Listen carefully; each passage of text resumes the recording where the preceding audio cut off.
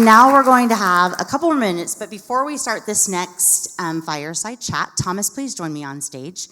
I just want to tell everyone we're getting back on schedule, which I know it's really exciting for everyone. But I am going to ask that as soon as we're finished with just a very quick little lightning round, everybody, this is your big moment, everybody's going to come up on stage and we're going to try to get a group photo before we let everybody go to lunch. So I know, this is the magic. This is where the magic happens. So I want you to start pinpointing your spot on the stage now so we can get there quickly and then still get you to lunch in a reasonable time so you have some good networking there. So, perfect. I love it. So, Thomas, thank you for being here. You know, I know that you've been working on the copyright group, and obviously you all work with data. And when we talk about the innovation piece, right, of talking about copyright and what that's going to look like, I think you have a concept, an idea that we may be able to work with publishers on using some type of a model, and you have a framework. And so I'm going to ask you to take this time to talk about that framework, that concept of how you think it will work.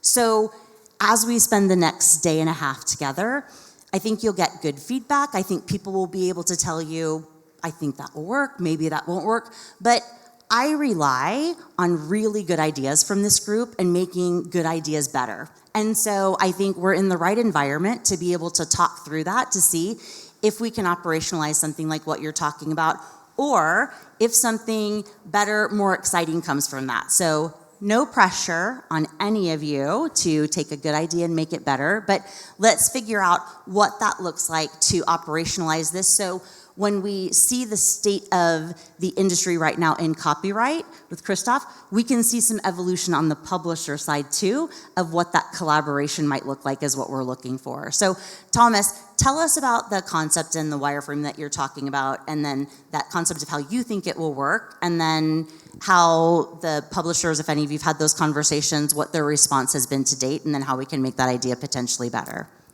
Thank you, Jonah. Thank you very much for the opportunity to be here today. I'm a technologist in my heart. I want to innovate. I started broadcast monitoring in 2007 with the aim to innovate. And with large language models, we are now at the stage where I wanted to be in 2007. And working with a lot of broadcast data, which is TV and radio, and the copyright there, which is even more difficult than in print. I was thinking, well, you know, Christoph told us we are paying copyright fees in some countries. Looking at some copyright agreements which we have ourselves concluded, it is very difficult and it is very an infant industry, I guess. And we see from the content owners who invest a lot of money in their content, they are really proud that the content is being used by us and our clients, but there's no transparency in their way, and we need to innovate. And so what I think is we need to have the same analytics that we all want to get for our marketing exercises. We need to give the content owners the possibility to also have insights in what type of content, what they have produced, what is valuable.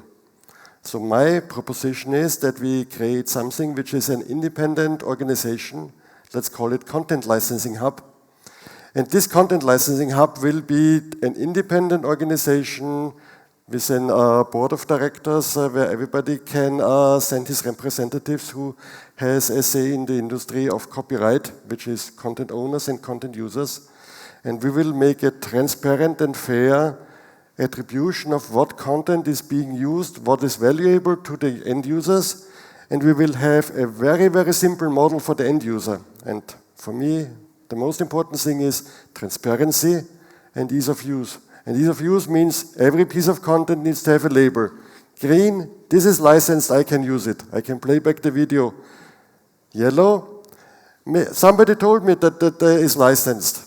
And red is, sorry, there's no possible license for this.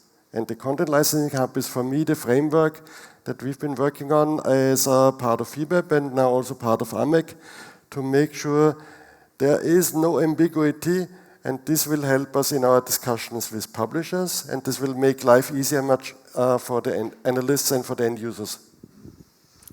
Easier life is something I think everyone can subscribe to. So, baseline concept, solid.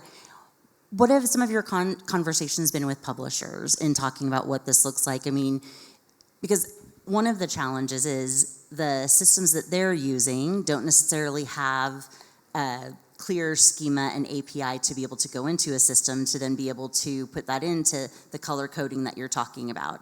So has there been any testing or any, progression of those conversations in a particular region or any place at this point where they're past that, yeah, we think we can make that work, to somebody saying, let's do a test? Sure. So basically we have 3 pillars where we're working on. The one is the technical implementation. And as a technology company, this is where we are safest.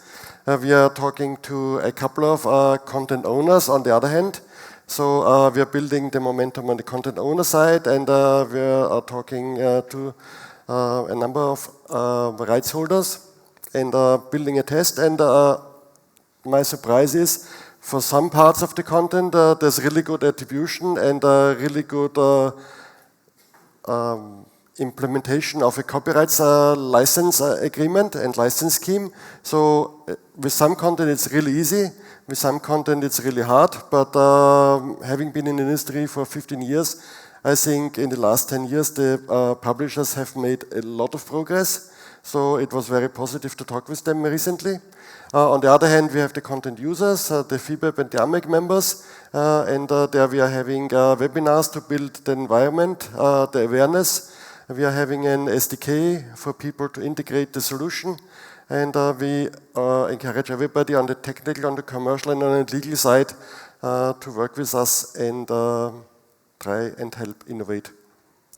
Wonderful. So I think this is a really great opportunity. I hope many of you in different sectors will join in the copyright roundtable discussion tomorrow at lunch to start to feed in some more information. So as Thomas goes to Budapest, nope. As I go to Budapest, June 2nd through the 4th, we'll be able to bring forward some of those concepts around where we are and really be able to validate that with some of the publishing groups. So please take part in that conversation, help the robustness of that conversation, and to help make that kind of the best idea possible, so that as everything is moving so quickly and we want to bring those partnerships in, we can streamline and take pace with what the industry is doing. So Thomas, thank you so much. Something else to add? Yeah, for the PDLN meeting. Yes. I talked with Andrew and we said we make a webinar also to raise awareness on the end. Perfect. Absolutely. So thank you all so much. I think we're very close to being back on schedule. I hope you've marked your spot on the stage. We'll try to move out of the way so everybody can race up here, as I know you would like to. The photographer is going to be standing on the front of these front tables, so if everybody can come on up so we can get a nice group shot, and then for those of you, when you're done with that, on your way out, you can stop at ADataPro and get another photo there, and just be all paparazzi'd out before you go have some lunch and some networking. So everybody please join us on the stage so we can do a group shot. Thank you.